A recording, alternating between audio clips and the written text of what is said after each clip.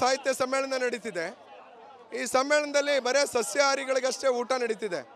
ಈ ದೇಶದ ಬಹುಸಂಖ್ಯಾತ ಜನ ಮಾಂಸಾಹಾರಿಗಳು. ಅಂತೆಯೇ ಒಂದು ಸಮ್ಮೇಳನದಲ್ಲಿ ಮಾಂಸಾಹಾರ ಮತ್ತು ಸಸ್ಯಾಹಾರ ಎರಡೂ ಇರಬೇಕು. ಯಾವುದೇ ಬಗೆಯ ತಾರತಮ್ಯ ಇರಬಾರ್ದು. ಮಾಂಸಾಹಾರಿಗಳು ಮಾಂಸಾಹಾರ ತಿಂತಾರೆ, ಸಸ್ಯಾಹಾರಿಗಳು ಸಸ್ಯಾಹಾರವನ್ನು ತಿಂತಾರೆ. ಅದರಲ್ಲಿ ತಾರತಮ್ಯ ಆಗಬಾರ್ದು. ಅಂತೆಯೇ ಈ ದೇಶದ ಬಹುಸಂಸ್ಕೃತಿಯನ್ನು ಎತ್ತಿಡಿಬೇಕು. ಯಾಕಂತಂದರೆ ಸಾಹಿತ್ಯ ಸಮ್ಮೇಳನಗಳು, ಸಂಸ್ಕೃತಿ ಸಮ್ಮೇಳನಗಳು ಈ ದೇಶದ ಜನರ ಸಮಸ್ಯೆಗಳನ್ನ ಅಡ್ರೆಸ್ ಮಾಡ್ತಾ ಆ ಮೂಲಕ ಜನರಲ್ಲಿ ಬದಲಾವಣೆಯನ್ನು, ಒಂದು ಜಾಗೃತಿಯನ್ನು ಉಂಟು ಮಾಡೋಂಥ ಸಮಾವೇಶಗಳಾಗಿರ್ತವೆ. ಈ ಹಿನ್ನೆಲೆ ಒಳಗಡೆ ಈ 86 ಸಮ್ಮೇಳನಗಳಲ್ಲೂ ತಾರತಮ್ಯ ನಡೆದಿದೆ. ಈ ತಾರತಮ್ಯ ಹೋಗ್ಲಾಡಿಸ್ಬೇಕಂತೇಳಿ ಈ ಮೂಲಕ ನಮ್ಮ ಪ್ರಗತಿಪರ ಸಂಘಟನೆಗಳು, ಸಮಾನ ಮನಸ್ಕರರು ಒಟ್ಟುಗೂಡಿ ಇವತ್ತು ಮಾಂಸಾಹಾರವನ್ನು ವಿತರಣೆ ಮಾಡಿದ್ದೀವಿ. ಈ ದಿನ ಎಲ್ಲ ರೀತಿಯನ್ನು ವಿತರಣೆ ಮಾಡಿದ್ದೀವಿ. ನಾಟಿ ಕೋಳಿ ಮಾಂಸ ಮತ್ತು ಮೊಟ್ಟೆ, ಮುದ್ದೆ, ಅನ್ನ ಸಾಂಬಾರು, ಮಂಡ್ಯದ ಕಲ್ಚರು, ಇದನ್ನು ನಮ್ಮ ಬಂದಂಥ ಸಾಹಿತ್ಯಾಸಕ್ತರಿಗೆ ವಿತರಣೆ ಮಾಡಿ ಈ ಮೂಲಕ ನಾವು ಸರ್ಕಾರಕ್ಕೆ, ಸಾಹಿತ್ಯ ಸಮ್ಮೇಳನಕ್ಕೆ ನಾವು ಒತ್ತಡವನ್ನು ಹಾಕ್ತಿದ್ದೀವಿ. ಇನ್ನು ಮುಂದೆ ಈ ಥರದ ತಾರತಮ್ಯ ಇರಬಾರ್ದಂತೇಳಿ ನಮ್ಮ ಪ್ರಗತಿಪರ ಸಂಘಟನೆಗಳು ಒತ್ತಡವನ್ನು ಸರ್ಕಾರಕ್ಕೆ ಏರ್ತಾ ಇದ್ದೀವಿ ಅಂತೇಳಿ ಹೇಳ್ತಿದ್ದೀವಿ ಸರ್. ಇವತ್ತು ಅಖಿಲ ಭಾರತ ಸಾಹಿತ್ಯ ಸಮ್ಮೇಳನ ಮಂಡ್ಯದಲ್ಲಿ ನಡೀತಾ ಇದೆ. ಈ ಮೂಲಕ ನಾವು ಅಖಿಲ ಭಾರತ ಸಾಹಿತ್ಯ ಸಮ್ಮೇಳನ ಮಾಡ್ತಕ್ಕಂಥ ಸಂದರ್ಭದಲ್ಲಿ ಸರ್ಕಾರಕ್ಕೆ ಒತ್ತಾಯ ಮಾಡ್ತಕ್ಕಂಥದ್ದಿಷ್ಟೇ. ನೀವು ಏನು ಪ್ರತಿನಿಧಿಗಳು ಅಂತೇಳಿ ನೋಂದಣಿ ಮಾಡಲಿಕ್ಕೆ ಅವಕಾಶ ಮಾಡಿಕೊಡ್ತೀರಿ, ಅದರಲ್ಲಿ ಸಸ್ಯಾಹಾರ ಬೇಕಾ ಮಾಂಸಾಹಾರ ಬೇಕಾ ಅಂತಕ್ಕಂಥ ಆಪ್ಷನನ್ನು ಕೊಡಬೇಕು.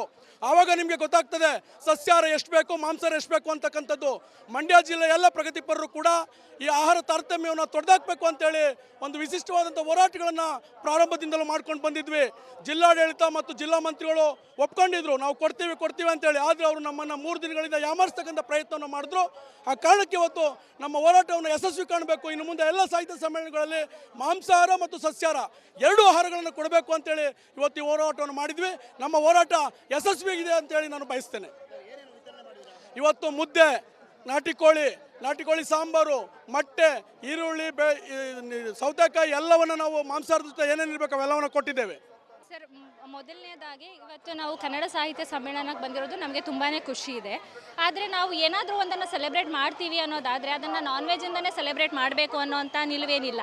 ಸೊ ಕರ್ನಾಟಕ ಸರ್ಕಾರ ಏನಂತ ನಿರ್ಧರಿಸಿದೆ ಅಂತಂದರೆ ವೆಜಿಟೇರಿಯನ್ ಫುಡ್ಡನ್ನೇ ಮಾಡಿ ನಾವು ಸಾಹಿತ್ಯ ಸಂಭ್ರಮವನ್ನು ಆಚರಿಸೋಣ ಅಂತ ತನ್ನ ಅಭಿಪ್ರಾಯವನ್ನು ವ್ಯಕ್ತಪಡಿಸಿದೆ. ಸೊ ನಾವು ಸಾರ್ವಜನಿಕರಾಗಿ ಸರ್ಕಾರದ ನಿಲುವಿಗೆ ನಾವು ಗೌರವವನ್ನು ಕೊಡೋದು ನಮ್ಮೆಲ್ಲರ ಹಕ್ಕು ಮತ್ತು ಅದು ಕರ್ತವ್ಯವಾಗಿರುತ್ತೆ.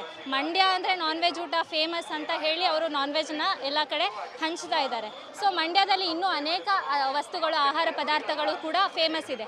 ಮಂಡ್ಯದಲ್ಲಿ ಕಬ್ಬು ಬೆಳೀತಾರೆ, ಬೆಲ್ಲ ಉತ್ಪಾದನೆ ಮಾಡ್ತಾರೆ. ಸೊ ಇನ್ಸ್ಟೆಡ್ ಆಫ್ ದ್ಯಾಟ್ ಅವರು ಬೆಲ್ಲವನ್ನು ತಂದು ಎಲ್ಲ ಸಾಹಿತ್ಯ ಪ್ರೇಮಿಗಳಿಗೆ ಹಂಚಿ ತಮ್ಮ ಒಂದು ಸಂತೋಷವನ್ನು ವ್ಯಕ್ತಪಡಿಸಬಹುದಾಗಿತ್ತು. ನಾನ್ ವೆಜ್ ಕೊಡೋದು ನೆಸೆಸಿಟಿ ಇರಲಿಲ್ಲ ಅನ್ನೋದು ನನ್ನ ವೈಯಕ್ತಿಕ ಅಭಿಪ್ರಾಯ. ಮಾಂಸೂಟ ಹಂಚಿಕೆ ಮಾಡಿದ್ದಾರೆ, ತುಂಬ ಟೇಸ್ಟಿ ಚೆನ್ನಾಗಿದೆ.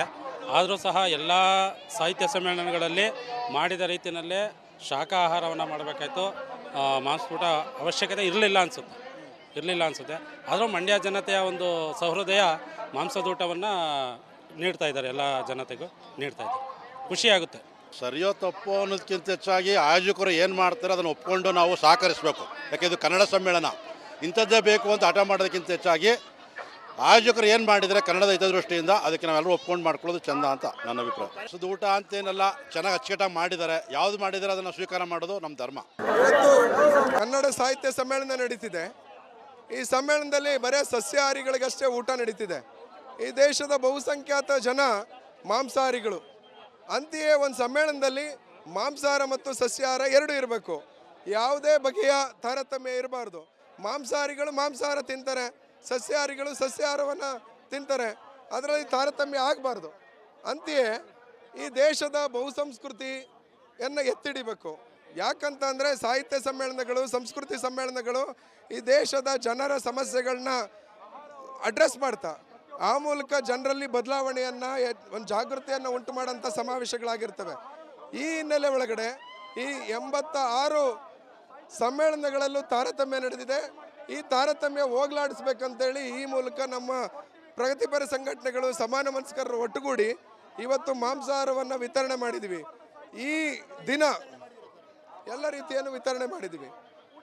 ನಾಟಿ ಕೋಳಿ ಮಾಂಸ ಮತ್ತು ಮೊಟ್ಟೆ, ಮುದ್ದೆ ಅನ್ನ ಸಾಂಬಾರು ಮಂಡ್ಯದ ಕಲ್ಚರು ಇದನ್ನು ನಮ್ಮ ಬಂದಂಥ ಸಾಹಿತ್ಯಾಸಕ್ತರಿಗೆ ವಿತರಣೆ ಮಾಡಿ ಈ ಮೂಲಕ ನಾವು ಸರ್ಕಾರಕ್ಕೆ ಸಾಹಿತ್ಯ ಸಮ್ಮೇಳನಕ್ಕೆ ನಾವು ಒತ್ತಡವನ್ನು ಹಾಕ್ತಿದ್ದೀವಿ. ಇನ್ನು ಮುಂದೆ ಈ ಥರದ ತಾರತಮ್ಯ ಇರಬಾರ್ದಂತೇಳಿ ನಮ್ಮ ಪ್ರಗತಿಪರ ಸಂಘಟನೆಗಳು ಒತ್ತಡವನ್ನು ಸರ್ಕಾರಕ್ಕೆ ಏರ್ತಾ ಇದ್ದೀವಿ ಅಂತೇಳಿ ಹೇಳ್ತಿದ್ದೀವಿ ಸರ್.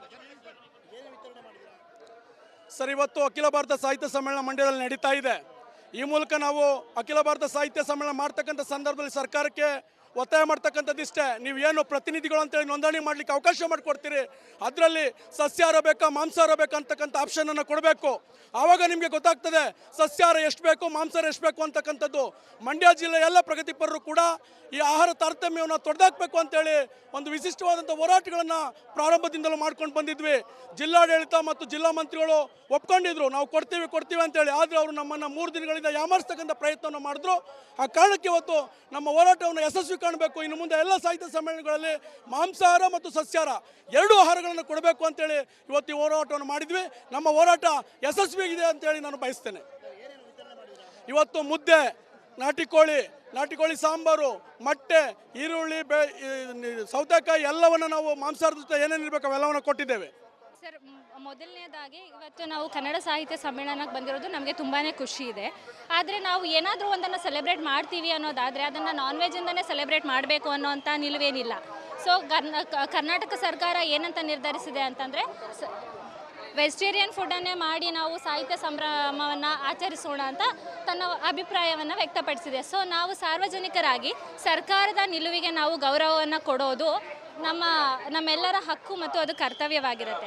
ಮಂಡ್ಯ ಅಂದರೆ ನಾನ್ ವೆಜ್ ಊಟ ಫೇಮಸ್ ಅಂತ ಹೇಳಿ ಅವರು ನಾನ್ ವೆಜ್ನ ಎಲ್ಲ ಕಡೆ ಹಂಚ್ತಾ ಇದ್ದಾರೆ. ಸೊ ಮಂಡ್ಯದಲ್ಲಿ ಇನ್ನೂ ಅನೇಕ ವಸ್ತುಗಳು, ಆಹಾರ ಪದಾರ್ಥಗಳು ಕೂಡ ಫೇಮಸ್ ಇದೆ. ಮಂಡ್ಯದಲ್ಲಿ ಕಬ್ಬು ಬೆಳೀತಾರೆ, ಬೆಲ್ಲ ಉತ್ಪಾದನೆ ಮಾಡ್ತಾರೆ. ಸೊ ಇನ್ಸ್ಟೆಡ್ ಆಫ್ ದ್ಯಾಟ್ ಅವರು ಬೆಲ್ಲವನ್ನು ತಂದು ಎಲ್ಲ ಸಾಹಿತ್ಯ ಪ್ರೇಮಿಗಳಿಗೆ ಹಂಚಿ ತಮ್ಮ ಒಂದು ಸಂತೋಷವನ್ನು ವ್ಯಕ್ತಪಡಿಸಬಹುದಾಗಿತ್ತು.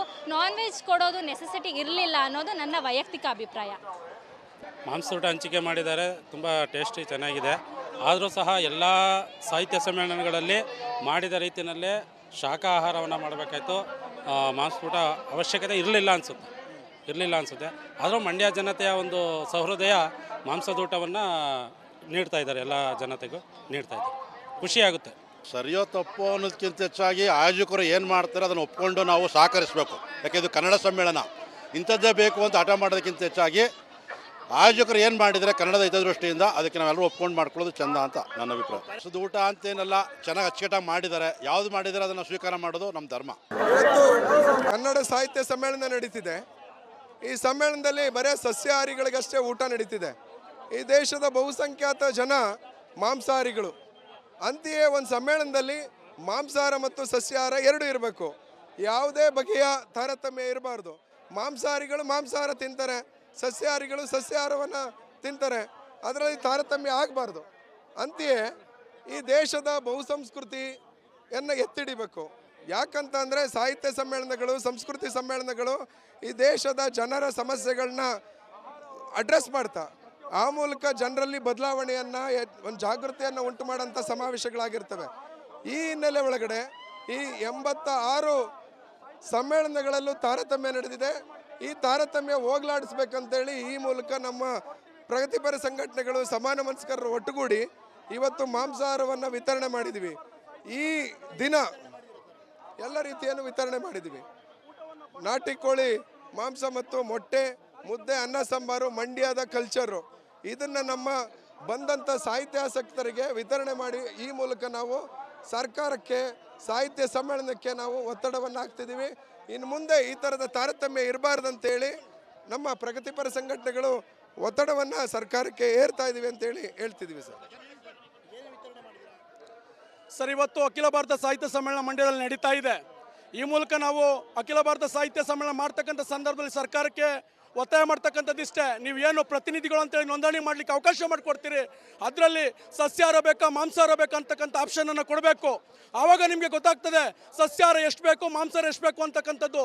ಮಂಡ್ಯ ಜಿಲ್ಲೆಯ ಎಲ್ಲ ಪ್ರಗತಿಪರರು ಕೂಡ ಈ ಆಹಾರ ತಾರತಮ್ಯವನ್ನು ತೊಡೆದಾಕಬೇಕು ಅಂತೇಳಿ ಒಂದು ವಿಶಿಷ್ಟವಾದಂಥ ಹೋರಾಟಗಳನ್ನು ಪ್ರಾರಂಭದಿಂದಲೂ ಮಾಡ್ಕೊಂಡು ಬಂದಿದ್ವಿ. ಜಿಲ್ಲಾಡಳಿತ ಮತ್ತು ಜಿಲ್ಲಾ ಮಂತ್ರಿಗಳು ಒಪ್ಕೊಂಡಿದ್ರು, ನಾವು ಕೊಡ್ತೀವಿ ಅಂತೇಳಿ. ಆದರೆ ಅವರು ನಮ್ಮನ್ನು 3 ದಿನಗಳಿಂದ ಯಾಮಾರಿಸ್ತಕ್ಕಂಥ ಪ್ರಯತ್ನವನ್ನು ಮಾಡಿದ್ರು. ಆ ಕಾರಣಕ್ಕೆ ಇವತ್ತು ನಮ್ಮ ಹೋರಾಟವನ್ನು ಯಶಸ್ವಿ ಕಾಣಬೇಕು. ಇನ್ನು ಮುಂದೆ ಎಲ್ಲ ಸಾಹಿತ್ಯ ಸಮ್ಮೇಳನಗಳಲ್ಲಿ ಮಾಂಸಾಹಾರ ಮತ್ತು ಸಸ್ಯಾಹಾರ ಎರಡೂ ಆಹಾರಗಳನ್ನು ಕೊಡಬೇಕು ಅಂತೇಳಿ ಇವತ್ತು ಈ ಹೋರಾಟವನ್ನು ಮಾಡಿದ್ವಿ. ನಮ್ಮ ಹೋರಾಟ ಯಶಸ್ವಿಯಾಗಿದೆ ಅಂತೇಳಿ ನಾನು ಬಯಸ್ತೇನೆ. ಇವತ್ತು ಮುದ್ದೆ, ನಾಟಿ ಕೋಳಿ ಸಾಂಬಾರು, ಮೊಟ್ಟೆ, ಈರುಳ್ಳಿ, ಸೌತೆಕಾಯಿ ಎಲ್ಲವನ್ನು ನಾವು ಮಾಂಸಾಹಾರದ ಜೊತೆ ಏನೇನಿರಬೇಕು ಅವೆಲ್ಲವನ್ನು ಕೊಟ್ಟಿದ್ದೇವೆ. ಸರ್, ಮೊದಲನೇದಾಗಿ ಇವತ್ತು ನಾವು ಕನ್ನಡ ಸಾಹಿತ್ಯ ಸಮ್ಮೇಳನಕ್ಕೆ ಬಂದಿರೋದು ನಮಗೆ ತುಂಬಾ ಖುಷಿ ಇದೆ. ಆದರೆ ನಾವು ಏನಾದರೂ ಒಂದನ್ನು ಸೆಲೆಬ್ರೇಟ್ ಮಾಡ್ತೀವಿ ಅನ್ನೋದಾದರೆ ಅದನ್ನು ನಾನ್ ವೆಜ್ಜಿಂದನೇ ಸೆಲೆಬ್ರೇಟ್ ಮಾಡಬೇಕು ಅನ್ನೋಂಥ ನಿಲುವೇನಿಲ್ಲ. ಸೊ ಕರ್ನಾಟಕ ಸರ್ಕಾರ ಏನಂತ ನಿರ್ಧರಿಸಿದೆ ಅಂತಂದರೆ ವೆಜಿಟೇರಿಯನ್ ಫುಡ್ಡನ್ನೇ ಮಾಡಿ ನಾವು ಸಾಹಿತ್ಯ ಸಂಭ್ರಮವನ್ನು ಆಚರಿಸೋಣ ಅಂತ ತನ್ನ ಅಭಿಪ್ರಾಯವನ್ನು ವ್ಯಕ್ತಪಡಿಸಿದೆ. ಸೊ ನಾವು ಸಾರ್ವಜನಿಕರಾಗಿ ಸರ್ಕಾರದ ನಿಲುವಿಗೆ ನಾವು ಗೌರವವನ್ನು ಕೊಡೋದು ನಮ್ಮೆಲ್ಲರ ಹಕ್ಕು ಮತ್ತು ಅದು ಕರ್ತವ್ಯವಾಗಿರುತ್ತೆ. ಮಂಡ್ಯ ಅಂದರೆ ನಾನ್ ವೆಜ್ ಊಟ ಫೇಮಸ್ ಅಂತ ಹೇಳಿ ಅವರು ನಾನ್ ವೆಜ್ನ ಎಲ್ಲ ಕಡೆ ಹಂಚ್ತಾ ಇದ್ದಾರೆ. ಸೊ ಮಂಡ್ಯದಲ್ಲಿ ಇನ್ನೂ ಅನೇಕ ವಸ್ತುಗಳು, ಆಹಾರ ಪದಾರ್ಥಗಳು ಕೂಡ ಫೇಮಸ್ ಇದೆ. ಮಂಡ್ಯದಲ್ಲಿ ಕಬ್ಬು ಬೆಳೀತಾರೆ, ಬೆಲ್ಲ ಉತ್ಪಾದನೆ ಮಾಡ್ತಾರೆ. ಸೊ ಇನ್ಸ್ಟೆಡ್ ಆಫ್ ದ್ಯಾಟ್ ಅವರು ಬೆಲ್ಲವನ್ನು ತಂದು ಎಲ್ಲ ಸಾಹಿತ್ಯ ಪ್ರೇಮಿಗಳಿಗೆ ಹಂಚಿ ತಮ್ಮ ಒಂದು ಸಂತೋಷವನ್ನು ವ್ಯಕ್ತಪಡಿಸಬಹುದಾಗಿತ್ತು. ನಾನ್ ವೆಜ್ ಕೊಡೋದು ನೆಸೆಸಿಟಿ ಇರಲಿಲ್ಲ ಅನ್ನೋದು ನನ್ನ ವೈಯಕ್ತಿಕ ಅಭಿಪ್ರಾಯ. ಮಾಂಸೂಟ ಹಂಚಿಕೆ ಮಾಡಿದ್ದಾರೆ, ತುಂಬ ಟೇಸ್ಟಿ ಚೆನ್ನಾಗಿದೆ. ಆದರೂ ಸಹ ಎಲ್ಲ ಸಾಹಿತ್ಯ ಸಮ್ಮೇಳನಗಳಲ್ಲಿ ಮಾಡಿದ ರೀತಿಯಲ್ಲೇ ಶಾಖಾಹಾರವನ್ನು ಮಾಡಬೇಕಾಯ್ತು. ಮಾಂಸೂಟ ಅವಶ್ಯಕತೆ ಇರಲಿಲ್ಲ ಅನಿಸುತ್ತೆ. ಆದರೂ ಮಂಡ್ಯ ಜನತೆಯ ಒಂದು ಸಹೃದಯ ಮಾಂಸದೂಟವನ್ನು ನೀಡ್ತಾ ಇದ್ದಾರೆ, ಎಲ್ಲ ಜನತೆಗೂ ನೀಡ್ತಾ ಇದ್ದಾರೆ. ಖುಷಿಯಾಗುತ್ತೆ. ಸರಿಯೋ ತಪ್ಪೋ ಅನ್ನೋದಕ್ಕಿಂತ ಹೆಚ್ಚಾಗಿ ಆಯೋಜಕರು ಏನು ಮಾಡ್ತಾರೆ ಅದನ್ನು ಒಪ್ಕೊಂಡು ನಾವು ಸಹಕರಿಸಬೇಕು. ಯಾಕೆ ಇದು ಕನ್ನಡ ಸಮ್ಮೇಳನ, ಇಂಥದ್ದೇ ಬೇಕು ಅಂತ ಹಠ ಮಾಡೋದಕ್ಕಿಂತ ಹೆಚ್ಚಾಗಿ ಆಯೋಜಕರು ಏನು ಮಾಡಿದರೆ ಕನ್ನಡದ ಹಿತದೃಷ್ಟಿಯಿಂದ ಅದಕ್ಕೆ ನಾವೆಲ್ಲರೂ ಒಪ್ಕೊಂಡು ಮಾಡ್ಕೊಳ್ಳೋದು ಚೆಂದ ಅಂತ ನನ್ನ ಅಭಿಪ್ರಾಯ. ಸೊ ಊಟ ಅಂತೇನೆಲ್ಲ ಚೆನ್ನಾಗಿ ಅಚ್ಚುಕಟ್ಟಾಗಿ ಮಾಡಿದ್ದಾರೆ. ಯಾವುದು ಮಾಡಿದರೆ ಅದನ್ನು ಸ್ವೀಕಾರ ಮಾಡೋದು ನಮ್ಮ ಧರ್ಮ. ಪರಿಷತ್ ಕಲಾಪದಲ್ಲಿ ಪ್ರತಿಧ್ವನಿಸಿದೆ ಕಣ್ಣೀರ ಖಾನಾಪುರ. ರಿಪಬ್ಲಿಕ್ ಕನ್ನಡ ಸುದ್ದಿವಾಹಿನಿ ತಂಡ ಕಣ್ಣೀರ ಖಾನಾಪುರ ಅಭಿಯಾನದ ಮೂಲಕ ಒಂದು ಗ್ರೌಂಡ್ ರಿಪೋರ್ಟ್ ಮಾಡಿ ಕಾಡಂಚಿನ ಜನರ ಬದುಕು ಬವಣೆಯನ್ನು ತೆರೆದಿಟ್ಟಿದೆ. ಒಂದ್ಸಲಿ ವೋಟಿಂಗ್ ತಗೊಂಡ್ರೆ ಕೆಲಸ ಮುಗಿದ್ರಿ ಸರ್. ಹೆಣ್ಮಕ್ಳು ರಾತ್ರಿ ಹೊರಗಡೆ ಹೋಗೋದಕ್ಕೆ ಭಯ ಪಡ್ತಾರೆ. ಹೆಸರಿಗಷ್ಟೇ MLAಗಳು ರೊಕ್ಕ ಮಾಡ್ಕೊಂಡು ಹೊಂಟಾರ. ಜನರನ್ನ ಈ ರೀತಿ ಸ್ಟ್ರಕ್ಚರ್ಗಳ ಮೂಲಕ ತೆಗೆದುಕೊಂಡು ಹೋಗ್ತಾರೆ ಅಂತ ಹೇಳಿದ್ರೆ ನಮಗೆ ನಾಚಿಕೆ ಆಗಬೇಕು. ಒಂದೊಂದು ಪರಿವಾರಕ್ಕೆ 15 ಲಕ್ಷ ರೂಪಾಯಿ ಕೊಡ್ತೇವೆ. ಶಿಫ್ಟ್ ಮಾಡುವಂಥದ್ದಕ್ಕೆ ಸರ್ಕಾರ ಅನುಮೋದನೆ ಕೊಡ್ತದೆ ಅನ್ನುವಂಥ ಭರವಸೆಯನ್ನು ಕೊಟ್ಟಿದ್ದೇನೆ. ನಾವು ನಿರಂತರವಾಗಿ ಕಣ್ಣೀರ ಖಾನಾಪುರ ಅನ್ನೋ ಶೀರ್ಷಿಕೆ ಅಡಿಯಲ್ಲಿ ಮಾಡಿದಂತ ವರದಿ ಮ್ಯಾಸಿವ್ ಇಂಪ್ಯಾಕ್ಟ್ ಆಗಿದೆ. ರಿಪಬ್ಲಿಕ್ ಕನ್ನಡ, ಇದು ನಿಮ್ಮ ಧ್ವನಿ.